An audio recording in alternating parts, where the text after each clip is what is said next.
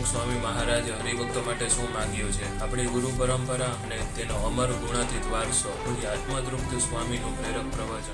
હંમેશા મોટા પુરુષ પોતાના દિવ્ય વ્યક્તિત્વને ઢાંકીને રાખે ગુરુની છત્રછાયાની અંદર.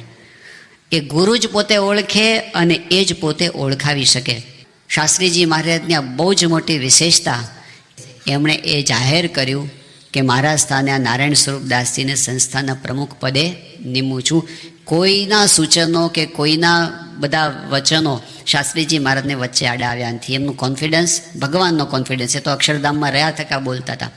તો એ વખતે પછી સભા થઈ અને સભાની અંદર શાસ્ત્રીજી મહારાજે જે શબ્દો ઉચ્ચાર્યા, અદ્ભુત શબ્દો છે. જેમ સદગુરુ રામાનંદ સ્વામીએ પોતાના સ્થાને નાની ઉંમરના નીલકંઠ વર્ણીને મૂક્યા હતા, તેમ આજથી હું મારા સ્થાને સદગુરુ શાસ્ત્રી નારાયણ સ્વરૂપદાસજીને આ સંસ્થાના પ્રમુખ પદે નિમું છું. જેમ મારી આજ્ઞામાં રહેતા હતા તેમ હવેથી તમે એમની આજ્ઞામાં રહેજો. બહુ સ્પષ્ટપણે શાસ્ત્રીજી મહારાજે એમના પ્રમુખ પદની જ્યારે ઘોષણા કરી અને પછી જ્યારે પ્રમુખ સ્વામી મહારાજ એમણે પોતે શાસ્ત્રીજી મહારાજની હાજરીમાં પ્રવચન કર્યું સ્વામિનારાયણ પ્રકાશમાં. એ વખતે આખું છપાયેલું છે. અકાબાએ લખેલું. શાસ્ત્રીમાં સ્વામી બોલતા હતા ને આપણને થાય કે કદાચ વિશ્વના સૌથી વધારે, આમાં તો બહાર નથી આવ્યું પણ દુનિયાને ભવિષ્યની અંદર ખબર પડશે કે સૌથી વધારે ઐતિહાસિક પ્રવચનોની અંદર જો કોઈને લેવું હોય તો આ પ્રમુખ સ્વામી મહારાજનું આ પ્રવચન છે. એવું અદ્ભુત પ્રવચન છે. કારણ કે એ ગોઠવણી નથી શબ્દોની, એ એમના હૃદયની ભાવના છે અને એ સનાતન ભાવના છે. એ આખી જિંદગી આ પ્રમાણે વર્ત્યા છે. જે બોલ્યા છે ને એમાં એમણે શાસ્ત્રીજી મહારાજ માટે વાત કરી કે તમે કૃપા કરીને મને આ સેવા આપી છે, મારું ગજું નથી, પણ તમે મને આ સેવા આપી છે તો એ માટેની શક્તિ તમે મને આપજો, એવી પ્રાર્થના એમણે કરી છે. બીજી વાત, એમણે તે વખતે બધા હરિભક્તો માટે માગણી કરી છે. જેમ શ્રીજી મહારાજે જે દિવસે ધર્મધુરા ધારણ કરી એ દિવસે એમણે ગુરુ રામાનંદ સ્વામી પાસે શું માગ્યું? પોતાના માટે કાંઈ નહીં, ભક્તો માટે માગ્યું ને, 2 વરદાન. એક્ઝેક્ટલી પ્રમુખ સ્વામી મહારાજે ભક્તો માટે માગ્યું છે કે બધા જ ભક્તો તને મને ધને સુખી થાય. અને બીજું શું માગ્યું ખબર છે? ભૂલમાં પણ કોઈ અક્ષર પુરુષોત્તમનું નામ લે, ભૂલમાં પણ કોઈ અક્ષર પુરુષોત્તમનું નામ લે એને આપના પ્રૌઢ પ્રતાપ વડે અક્ષરધામમાં બેસાડજો, એવી પ્રાર્થના એમણે શાસ્ત્રીજી મહારાજને કરેલી છે. ભક્તો માટે પ્રાર્થના કરી. અને પછી જે આપણે જાણીએ છીએ એમણે જે પ્રતિજ્ઞા ઉચ્ચારી, કોઈ ગોઠવણી કરે ને તો આવા શબ્દો બહાર ના આવે, પણ સ્વામી બોલ્યા ને કે હું મારા દેહની પરવાહ કર્યા વગર છેલ્લા શ્વાસ સુધી રોજ તત્પરતાથી, સ્વામીએ કીધું છે ખટકો રાખીને હું આ સંસ્થાની સેવા વફાદારીપૂર્વક કરીશ અને આખા સત્સંગના આશીર્વાદ લેવા માટે હું કૃતકૃત્ય બનવા અભિલાષા રાખું છું. એમણે કોઈ દિવસ નેતા પદ, અધિકારી પદ, એ રીતે પ્રમુખ પદને જોયું જ નથી. એ એમ સમજ્યા છે કે આ બધા જ સંતો અને ભક્તો એના આશીર્વાદ મને મળે ને, એ વાત. તો સ્વામી પ્રમુખ વર્ણી દિને જે બોલ્યા છે ને જે વિચાર્યું છે ને, હવે એમનું આખું જીવન તમે જુઓ તો એ જ છે, આખું જીવન. બાકી અમુક વસ્તુ કેવી છે, શ્રીજી મહારાજે વચનામૃતમાં એક વાત કરી છે. મહારાજ કે જ્યારે આ જીવને કોઈ ન માનતા હોય ત્યારે એનો રૂપ કે રંગ કે એનો વિચારો બધા જુદા હોય. જેતલપુરના પહેલા વચનામૃતમાં કહે છે. પણ પછી એને 5 માણસ માનતા થાય, 10 માણસ માનતા થાય, 100 માણસ માનતા થાય, 1000 માણસ માનતા થાય, 1,00,000 માણસ માનતા થાય ને એટલે માણસ આખો બદલાઈ જાય. આવું બન્યું છે જગતમાં. ધર્મના ઇતિહાસમાં એવું બન્યું છે કે આખા સિદ્ધાંતો બદલાઈ જાય. પહેલાં કોઈ વ્યક્તિ એમ કહેતો હોય કે નાના કોઈ સાધુના ફોટા તો રખાય જ નહીં, એ તો વ્યક્તિ પૂજા કહેવાય, આવું કહેતા હોય ને પછી જ્યારે એના ફોટા રાખવા માંડે ને કે હા રખાય. અરે જ્યારે માનતા થાય ને લોકો, આખા સિદ્ધાંતો બદલાઈ જાય. તો એમણે એ વખતે સ્વામીએ જે ઉચ્ચારણ કર્યું હતું ને, પહેલી વાત તો સ્વામી બાપા 1999ની સાલમાં, એટલે કે પ્રમુખ વર્ણીના 50 વર્ષ વીતી ગયા પછીની વાત છે, જ્યારે મુંબઈની અંદર પ્રમુખ વર્ણી દિન હતો ને ત્યારે બાપાને આશીર્વાદ આપવા માટે વિનંતી કરવામાં આવી. કીધું કે સ્વામી આખો પ્રસંગ તમે વર્ણવો. તો પ્રમુખ સ્વામી મહારાજ આખો પ્રસંગ વર્ણવતા જ્યારે આ વાત આવી, પ્રમુખ પદે રહેવાની શાસ્ત્રીજી મહારાજે વાત કરી, સ્વામી કે મારું ગજું નહીં, આટલી મોટી સંસ્થા, આટલા હજારો લાખો હરિભક્તો, અને સ્વામી કે મારું ગજું નહીં આ સંસ્થા ચલાવીએ. પછી સ્વામી શું બોલ્યા ખબર છે? 50 વર્ષ પછી સ્વામી બોલે છે, સ્વામી કે હજુ પણ મને એવું જ લાગે છે કે આ મારી ગજા બારની વાત છે, એમની કૃપાથી જ ચાલે છે. આ વસ્તુ છે ને એ પ્રમુખ સ્વામી મહારાજ સિવાય કોઈ બોલી ના શકે. હજુ પણ એવું લાગે છે. આપણને 5 વખત સફળતા મળે ને એટલે આપણને એમ થાય કે આ તો મને આવડે છે. સ્વામી કેટલી સફળતાઓ મેળવી છે. આ વર્ષોની અંદર એમને સંસ્થાનો કેટલો વિકાસ કરી દીધો છે. 94ની અંદર સંતોની એક શિબિર હતી અને એમાં BAPS સંસ્થાના સેક્રેટરી હરીશભાઈ હતા. એમણે એ વખતે રિપોર્ટિંગ એટલે સંસ્થાની બધી વાતો કરવા માટે હતા સંતોની શિબિરમાં. એમણે કીધું કે 1994 15 વર્ષ દરમિયાન પ્રમુખ સ્વામી મહારાજે જે BAPS સંસ્થાનો વિકાસ કર્યો છે ને એના ટર્મ્સ હોય છે બધા, કઈ રીતે એની ગણતરી કરવી. એ કહે કે પ્રમુખ સ્વામી મહારાજે BAPS સંસ્થાને 7 ગણી વધારે, 7 ટાઈમ્સ એને મોટી કરી નાખી છે આ 15 વર્ષોની અંદર. પછી થોડા વર્ષો પછી એમને પૂછ્યું કે હવે કેટલી? એ કે હવે એનું સિસ્ટમ હોય છે આખી, પછી કાઉન્ટ કર્યું નથી. પણ જો 94માં 15 ગણી કરી નાખી હોત ત્યારે 7 ગણી મોટી કરી નાખી તો 99ની વાત છે. આટલા મોટા ઉત્સવો એમણે કર્યા, 81, 85, 92, 95ના મોટા ઉત્સવો એમની છત્રછાયામાં થયા. આખું એમણે છાપ બદલી નાખી, પરદેશનો આટલો સત્સંગ વધાર્યો. એ દરમિયાન મોટા અક્ષરધામ બનવા માંડ્યા. દિલ્હી ગાંધીનગરનું બની ગયું. પછી સ્વામી એમ કે છે લંડનનું મંદિર બની ગયા. પછી સ્વામી કે હજી મને એમ લાગે છે કે આ તો મારું ગજું છે જ નહીં, આ કેવળ શાસ્ત્રીજી મહારાજની કૃપાથી ચાલે છે. તો એક વિશેષતા કઈ કે જે પ્રમુખ વર્ણીના દિવસે એમના અંતરમાં ભાવના હતી ને એની એ છેલ્લા શ્વાસ સુધી એવી ને એવી રહી છે, એમાં ફેરફાર થયો નથી. ત્યારે સમજવું કે આ અનાદિનો ગુણ છે. આ સંજોગો વશ થઈને માણસ માને, સંજોગો વશ થઈને નિર્માની થાય એવું નિર્માની પણ એમનું નથી. બીજી વસ્તુ, એમણે જે પ્રતિજ્ઞા કરી ભક્તો માટેની પ્રતિજ્ઞા, તો એ આખી જિંદગી પોતે જીવ્યા છે. એક હરિભક્તને સ્વામી એક સંસ્થા તરીકે માનતા હતા. અને એટલે આપણે બધાએ અનુભવ કર્યો છે. એમણે જે ઇન્વેસ્ટમેન્ટ કર્યું છે, જ્યારે આપણે પોતાનો વિચાર કરીએ ત્યારે થાય કે સ્વામી આપણા માટે આટલું બધું કરતા હતા, આટલો સમય આપે, આવા આશીર્વાદ આપે, આવું ધ્યાન રાખે, આવી ભલામણો કરે, આપણે એમને સામે શું આપી દેવાના હતા? અને હજી આપણે પોતાનો વિચાર કરીએ કે આપણે ક્યાં એમનો બદલો વાળી શક્યા છીએ. તો એમણે ક્યારે એવો વિચાર નથી કર્યો કે આને આપણે આટલું કરશું તો સામે આઉટપુટ શું? એમણે કોઈ વેપારી બુદ્ધિથી નથી કર્યું, એમણે અંતરની ભાવનાથી, અંતરના પ્રેમથી બધું કર્યું છે. એટલે સહેજે ત્યાં જયપુરની અંદર સ્વામી બાપા બિરાજમાન હતા અને એ વખતે ત્યાં પ્રતિષ્ઠાનો દિવસ હતો. એટલે એ દિવસે સ્વામી બહુ જ વ્યસ્ત રહ્યા હતા, કારણ કે એક સભા, યજ્ઞ અને સભાના કાર્યક્રમ હતા, બીજી બાજુ જાહેર સભા હતી, ત્રીજી બાજુ મુલાકાતો બહુ હતી, મિટિંગો હતી, અને જોગાનો જોગ એ દિવસે ફોન પણ બહુ આવ્યા. એટલે આખો દિવસ સ્વામી બહુ જ બિઝી રહ્યા. જ્યારે સ્વામી રાત્રે આરામમાં જવા માટે ઊભા થયા અને એ વખતે એક સંતે સ્વામીને કીધું કે સ્વામી આજ તો બહુ ફોન આવ્યા. પછી એમણે કહ્યું કે સ્વામી એક કામ કરીએ, આપણે છે ને એવો કાયદો કરી નાખીએ કે રોજ છે ને આમ અમુક જ ફોન ઉપાડવાના, આટલા જ ફોન લેવાના. એટલે સ્વામી બાથરૂમ તરફ જતા હતા, ઊભા રહી ગયા. સ્વામી કહે તો તમારે હાથમાં નથી ને મારે હાથમાં નથી. એટલે પેલા સંત કહે કેમ સ્વામી આપણા હાથમાં કેમ નથી? આપણે નક્કી કરીએ નહીં લેવાના એટલે નહીં લેવાના. ત્યારે સ્વામી શું બોલ્યા? સ્વામી કહે કે હરિભક્તોને જોઈને અમારાથી રહેવાતું નથી. બસ આ જ એમની રીત છે. એમને પરાણે કરે એવું નથી, એમને કરવું પડે એવું નથી, પણ અંતરથી જ એમનાથી રહેવાય જ નહીં કે હું શું કરી નાખું આ ભક્તો માટે.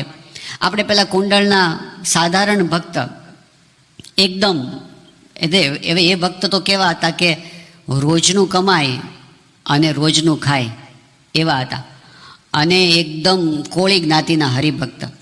પણ પ્રમુખ સ્વામી મહારાજ પોતે ત્યાં સારંગપુરમાં બિરાજમાન હતા અને એ વખતે એમણે આવીને સ્વામીને વાત કરી કે સ્વામી મારે ઘેર તમે આવો અને મારે પારાયણ કરાવી છે. હું પેલી મોટી પારાયણ એમને જોઈ કોઈ હરિભક્તની, એ કે મારે પારાયણ કરાવી છે. સ્વામી એના પરિસ્થિતિ જાણે એટલે સ્વામી કે છે ને હું તમારે ઘરે આવીને પારાયણ કરીશ, એવું સ્વામીને કીધું.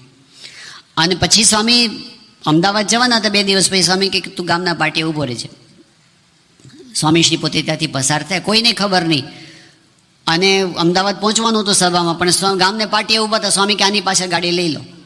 અને ગાડી સ્વામી એમના ઝૂંપડા સુધી લેવડાવી. કોથળા ઉપર સ્વામી બેઠા.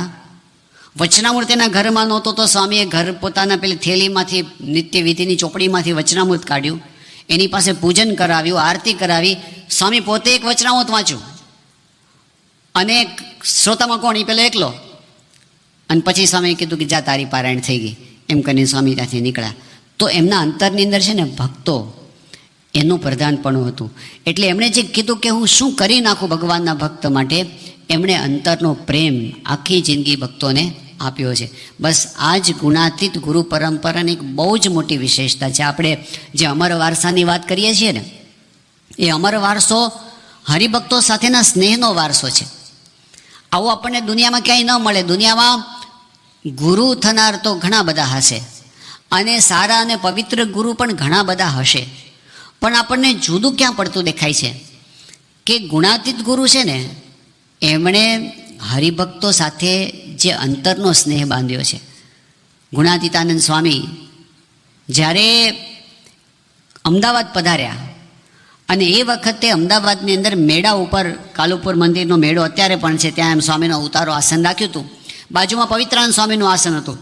હવે ગુણાતીતાનંદ સ્વામી એમને મળવા માટે તો હરિભક્તોનો જે પ્રવાહ આવ્યા કરે, એક થઈને બીજો આવે, એક જઈને બીજો આવે.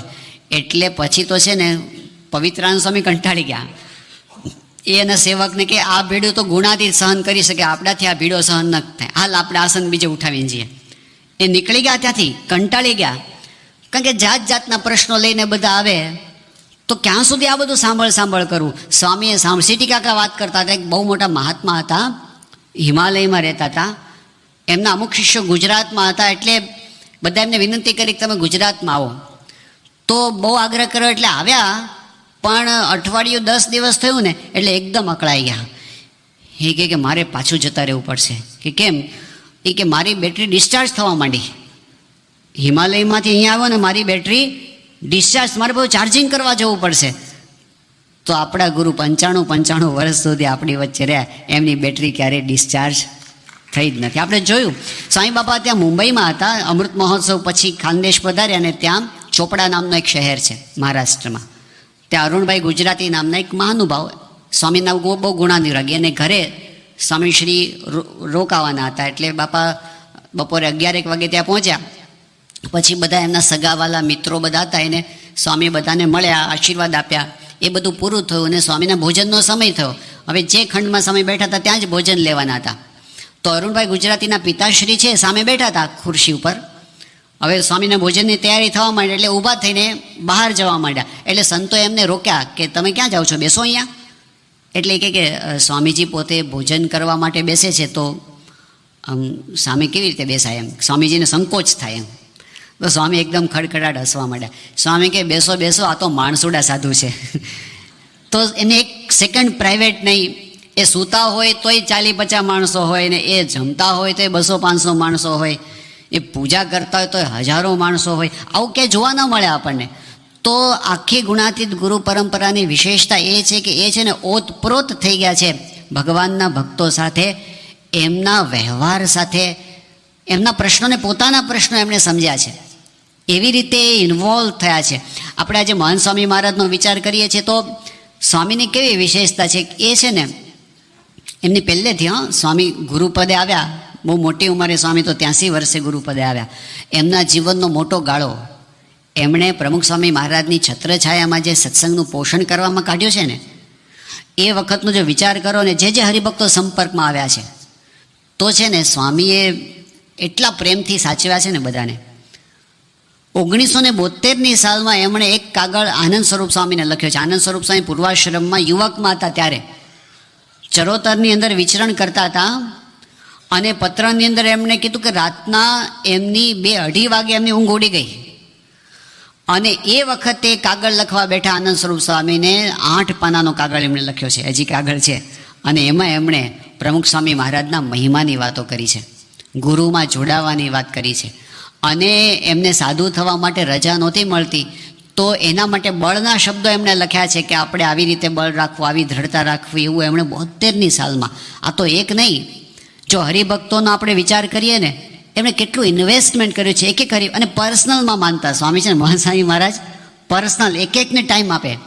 સંતો હોય, હરિભક્તો હોય, તો એમણે છે ને એક એકના જીવનની અંદર એટલો બધો રસ લઈને માર્ગદર્શન એમણે આપ્યું છે. બધાની મૂંઝવણો એમને ટાળી છે ને એકદમ બાપાના સપોર્ટની અંદર રહીને એમણે જે સંસ્થાને ટેકો આપ્યો, સેવા આપીએ વર્ષોની અંદર, તો એ આપણે જ્યારે વિચાર કરીએ કે કેટલું એક એક હરિભક્ત માટે એમણે કર્યું છે. પધરામણીઓ, ભીડો. હમણાં મહાસ્વામી મહારાજના જૂના એક સેવક હતા, એમની ડાયરી હાથમાં આવી. 1997-98ના વર્ષોની ડાયરી. તો આપણને આશ્ચર્ય થાય, આ બધું નોંધાયું નથી, મહાસ્વામી મહારાજનું બહુ જૂનું નોંધાયું નથી, પણ પ્રમુખ સ્વામી મહારાજ એમના જે સખત વિચરણના વર્ષો ગણાય ને તો 1976-1977 પ્રમુખ સ્વામી મહારાજના. અને એ વખતે વર્ષના 600 ગામ પ્રમુખ સ્વામી મહારાજ ફર્યા છે, અમુકમાં 700ની ઉપર ગયા છે. મહાન સ્વામી મહારાજનું નોંધાયું નથી, પણ ડાયરી જોઈ ત્યારે ખબર પડી મહાન સ્વામી મહારાજ 97 ને 98ની સાલમાં એટલા ગામ ફર્યા, 500, 600, 700 ગામ ફરેલા છે. ભલે અત્યારે નોંધાયું નથી, પણ અત્યારે હવે ખબર પડે છે, બધા પ્રસંગો બહાર આવે છે. 97ની સાલમાં મહાન સ્વામી મહારાજ પરદેશ યાત્રામાં હતા. અહીંયા પહેલાં અમેરિકા પધાર્યા, અને સ્વામીને હાર્ટમાં પેલું સ્ટેન્ટ મુકાવવાનું થયું. પછી સ્વામીનું વિચરણ હતું. અમેરિકાથી જવાનું હતું ફારિસની અંદર, એટલે છે ન્યૂઝીલેન્ડની અંદર. હવે આમ જોઈ તો લોસ એન્જલસથી જાય તો કદાચ સહેલું પડે, પણ એ વખતે આપણી સંસ્થાની સ્થિતિ પણ એવી, અને આ સદગુરુઓની ભીડો વેઠવાની તૈયારી પણ એટલી. તો ફ્લાઇટ સસ્તી કરવા માટે કેવી ફ્લાઇટ પસંદ થઈ હતી ખબર છે? કે સ્વામી લોસ એન્જલસ હતા, લોસ એન્જલસથી ન્યુયોર્ક આવ્યા. ન્યુયોર્ક એક દિવસ પણ નથી રોકાયા, તરત ને તરત ન્યુયોર્કથી લંડન ગયા. લંડનથી તરત બીજા દિવસની ફ્લાઇટ લઈને ત્યાંથી મુંબઈ ગયા. મુંબઈથી તરત ત્યાંની ફ્લાઇટ લઈ અને ઓસ્ટ્રેલિયા એટલે સિડની એરપોર્ટ ઉપર સ્નાન કરીને ત્યાંથી પૂજા કરીને ફ્લાઇટ બદલીને ન્યૂઝીલેન્ડ પહોંચ્યા. આ 4 દિવસની અંદર આખી પૃથ્વીને આંટો મારીને ત્યાં પહોંચ્યા. એમના પગ સોજીને આવા થઈ ગયા હતા, એક હુંકારો કાઢ્યો નથી. દિવસ રાત બદલાઈ ગયા હતા, સમયનું સ્કેડ્યુલ એટલું બધું બદલાઈ ગયું હતું કે સ્વામી સાંજના પૂજા કરવા બેઠા, એમને કે સવાર પડી છે. હવે એવું વાતાવરણ, એમાં એ વિચરણની અંદર જે સ્વામીશ્રીએ ભીડો વેઠ્યો છે, એ વેલિંગ્ટનની અંદર સ્વામી હતા. હવે એમાં કાર્યક્રમ એવો હતો કે રાતના આખો દિવસ તો પધરામણીઓને બધું ચાલ્યું, રાતના 10:30-11 વાગે સભા પૂરી થઈ. સ્વામીનો કાર્યક્રમ એવો હતો, વહેલી સવારે ત્યાંથી ફ્લાઇટ પકડવાની હતી, પણ સભા પૂરી થઈ ને 11 વાગે, ત્યારે એક યુવક આવ્યો નીરવ નામનો. એ કે સ્વામી મારે ત્યાં પધરામણી આવો ને રાતના 11 વાગે. એટલે બીજા સંતો હતા, એમણે કીધું કે અત્યારે તો બહુ મોડું થયું છે, અને હજી સ્વામી આ સંવાદ સાંભળી ગયા ને, સ્વામી વચ્ચેથી પેલા સંતને અટકાવી દીધા. સ્વામી કે મારે જવું છે ને ત્યાં. અને સ્વામી એક સંતને સાથે લીધા. સ્વામી કે તમે બધા ઉતારે જાઓ, હું એમની સાથે જાઉં છું. ત્યાંથી દૂર હતો એમનું ઘર. સ્વામી જ્યારે પધરામણી કરી ત્યારે રાતના 12:15 વાગ્યા. હવે 12:15 વાગે નીરવના જે ફાધર હતા એમને પાછો સંકલ્પ થયો, એક સ્વામી અહીંયા છે ને અમારે છે ને એક વિક્ટોરિયા માઉન્ટેન છે, એક એના ઉપરથી આપણે છે ને માઉન્ટ વિક્ટોરિયા ઉપરથી આમ આખું વેલિંગ્ટન શહેર સરસ દેખાય છે, તો આપણે અત્યારે જોવા જઈએ. પેલા સાથેવાળા કે હવે અત્યારે હવા 12 થયા છે રાતના અને સવારે વહેલા નીકળવાનું છે, પણ સ્વામીએ પેલા ભાવ જોયો પેલા હરિભક્તનો. સ્વામી કે ના આપણે જવું છે. ત્યાંથી ગયા પેલા માઉન્ટેન પર, અને ત્યાંથી ઉતર્યા ને, જેવા ગાડી ઉપર સુધી જતી નથી, ચાલીને ઉપર ગયા, ને જેવા ઉપર ગયા અને ધોધમાર વરસાદ તૂટી પડ્યો. તો સ્વામી ભીંજાઈ ગયા. એ ભીંજાયેલા વસ્ત્રે પાછા ગાડીમાં બેઠા. 1:30 વાગે એ પોતે ઉતારે પહોંચ્યા, અને વહેલી સવારે તો 4 વાગ્યા પહેલાં તો ઉઠી જવાનું હતું. એક શબ્દ બોલ્યા નથી. સ્વામીએ ભક્તોને રાજી કર્યા છે. તો જે પ્રમુખ સ્વામી મહારાજે કર્યું છે ને આ ગુરુ પરંપરાએ, એ શું કર્યું છે?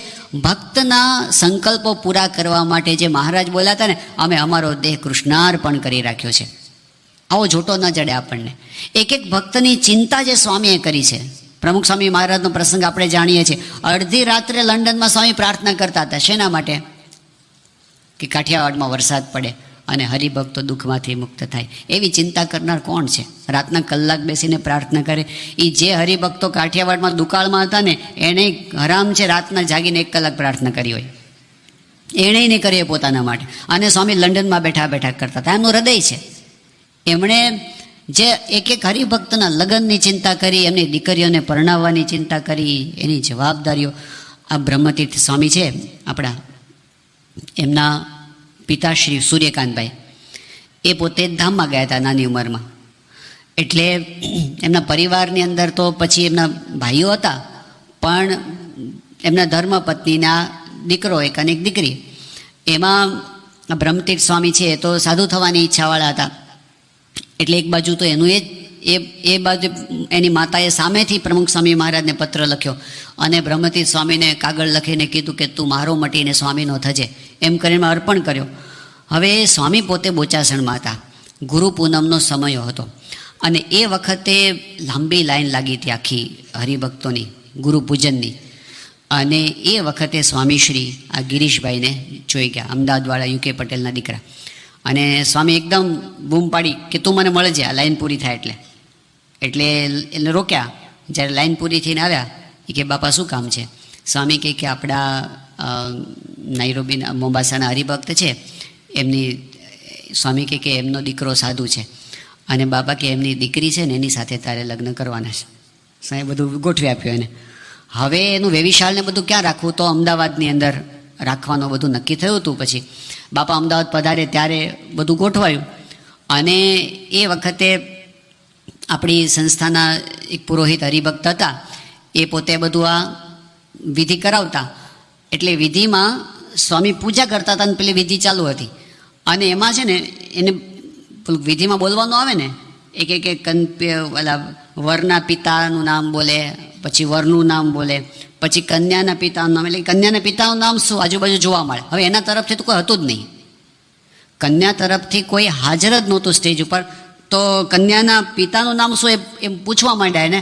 અને સ્વામી શું બોલ્યા ખબર છે? ચાલુ પૂજે સ્વામી કહે કે શાસ્ત્રી નારાયણ સ્વરૂપદાસ. એ વખતે સ્વામી એના બાપ થયા, કન્યાના બાપ. તો આવા તો કેટલા પ્રસંગો સ્વામીએ સાચવ્યા છે. એણે જરાય અંતર ન રહેવા દીધું. એ ક્યાં અક્ષરધામના પુરુષ અને આપણે ક્યાં આ લોકના જીવ. પણ કેટલા પોતાના માન્યા હશે એમણે.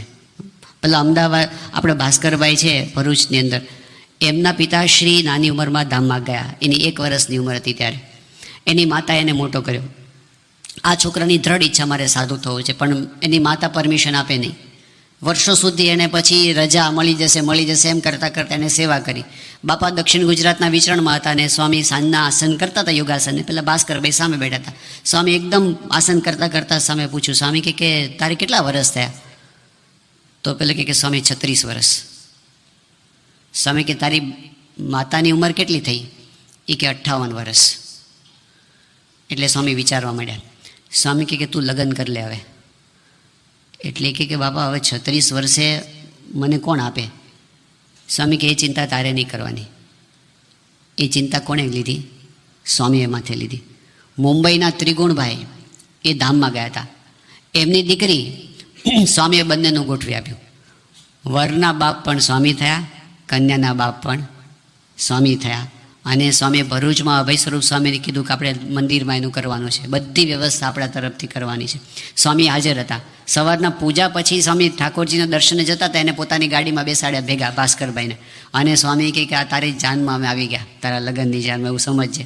સ્વામીએ સંતો પાસે, ઠાકોરજીનો સાફો બાંધનાર સંતો પાસે સ્વામીએ કીધું તમે એનો ફેટો બાંધો. સ્વામી પોતાની હાજરીમાં એને સાફો બંધાવડાવ્યો, 2 હાર આપ્યા. સ્વામી કે જા હવે તું. સ્વામી ભેટ્યા પણ કે હવે લગ્ન કરવા માટે જા. અને એને પરણાવવા માટે મોકલ્યા.